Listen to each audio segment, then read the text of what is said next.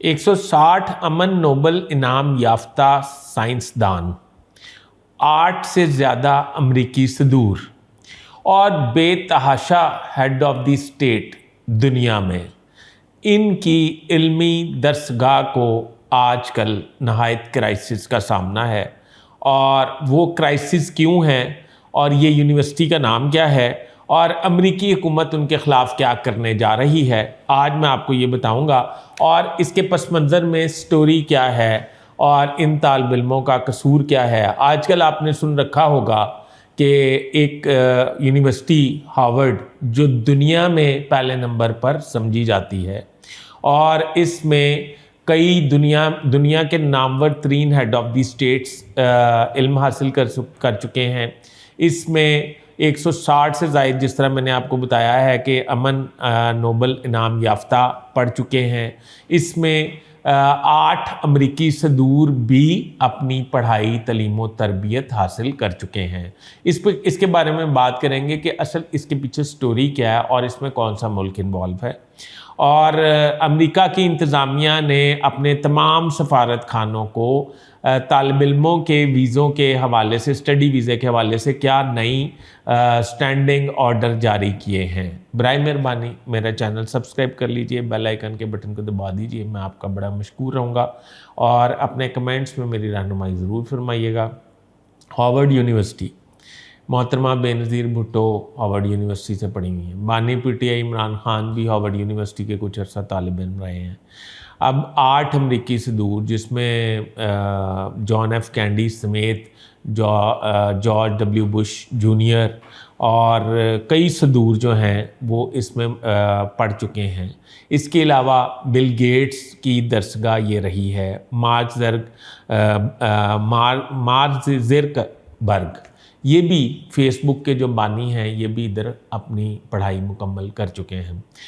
अब इसमें 160 से ज़ायद ऐसी शख्सियात भी ज़ेर तालीम रह चुकी हैं जिन्होंने दुनिया में अमन नोबल इनाम जीता है। अब मैं नामों की बात करूँगा तो एक लंबी फहरिस्त जो है वो निकालनी पड़ेगी और हम अपने टॉपिक से दूर होते जाएंगे।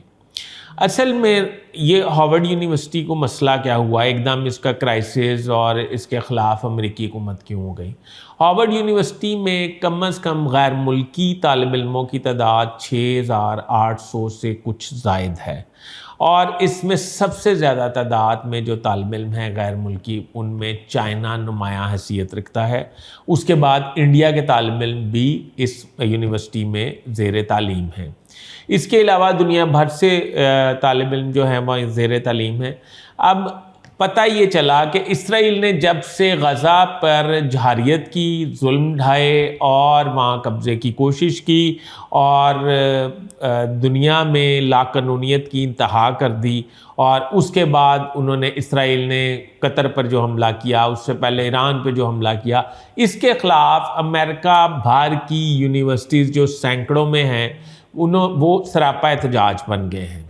और सबसे ज़्यादा एहतजाज का जो सामना है वो हार्वर्ड यूनिवर्सिटी से है। जो इसराइल के ख़िलाफ़ मुज़ाहरे होते हैं उनको आप समझे मॉनिटर या उसकी इब्तिदा जो है हार्वर्ड यूनिवर्सिटी से होती है अमेरिका में। अब हार्वर्ड यूनिवर्सिटी में इस्राएली वज़ीर-ए-आज़म नेतन्याहू ने अमेरिकन इंतज़ामिया से बात की और उन्हें कहा कि आपके मुल्क में हम इसराइल मुखालिफ मुज़ाहरे हो रहे हैं और ये मुज़ाहरे नहीं होने चाहिए, जिस पे इंतज़ामिया ने इन मुज़ाहरों को रोकने की कोशिश की, मगर इसमें वो बुरी तरह से नाकाम रहे। ये भी आपको पता है कि अमेरिका में तमाम कौमें जो हैं उन्हें मतलब अपने मौक़िफ़ देने की आज़ादी हासिल है, तो इसमें कोई भी एहतजाज हो सकता है। इसमें मैं आपको एक वाक़या कोट कर देता हूँ।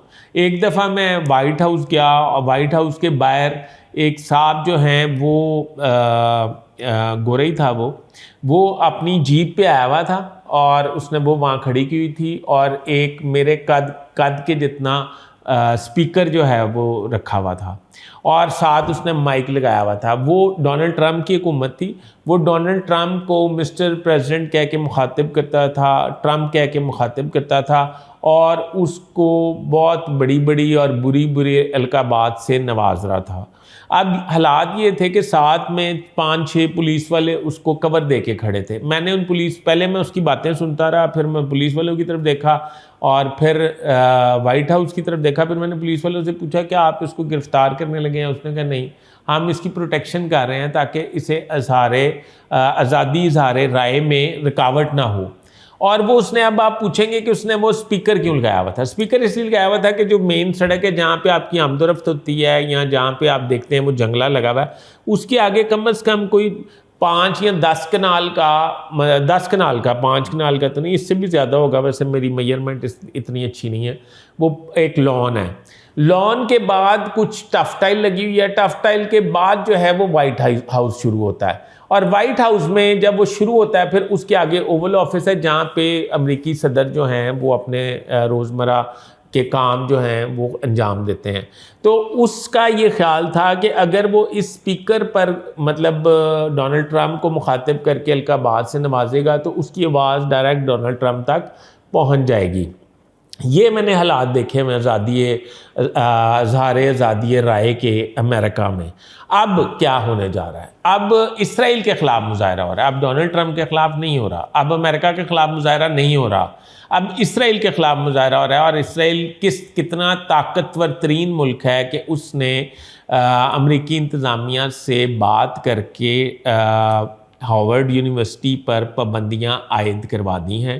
پہلی پابندی یہ ہے کہ امریکہ نے تمام سرکاری اداروں کو یہ مراسلہ لکھ دیا ہے جس میں انہوں نے کہا ہے کہ اگر کوئی بھی سرکاری ادارہ جو ہے ہارورڈ یونیورسٹی کے ساتھ کسی قسم کا لین دین MOU سائن نہ کرے.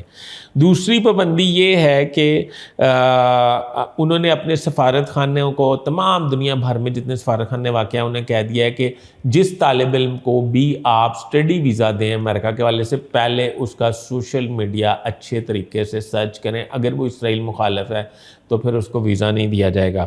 اب تیسری پابندی یہ ہے کہ $3 ارب کی گرانٹ حکومت ہارورڈ یونیورسٹی کو دیتی تھی, وہ گرانٹ جو ہے فوری طور پہ بند کر دی گئی ہے.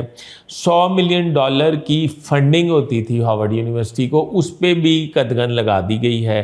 اب حالات یہ ہیں, اب صدر امریکہ اور نائب صدر JD وینس, یہ دونوں کا موقف یہ ہے کہ یہ یونیورسٹیاں جو ہیں ایک گندا تالاب بن چکی ہیں, یہ تعصب پھیلانے کا ذریعہ بن رہی ہیں, اور یہ ان پر پابندی لگائی جانی چاہیے, کیونکہ امریکہ میں یہ جو گروتھ ہو رہی ہے یا گرومنگ ہو رہی ہے اور غیر ملکی طالب علم آ کے یہاں سے اعلیٰ تعلیم حاصل کرتے ہیں, خاص کر میرے خیال ان کا اشارہ چائنا کی طرف ہے, اور وہ پھر اپنے ملک میں جا کے ترقی حاصل کرتے ہیں.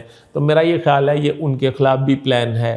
آنے والے وقت میں کیا ہونے والا ہے, امریکہ کے صدر ڈونلڈ ٹرمپ جب بھی آتے ہیں آپ کو پتہ ہے کہ وہ امریکہ میں اور دنیا میں تھرل پیدا کر دیتے ہیں.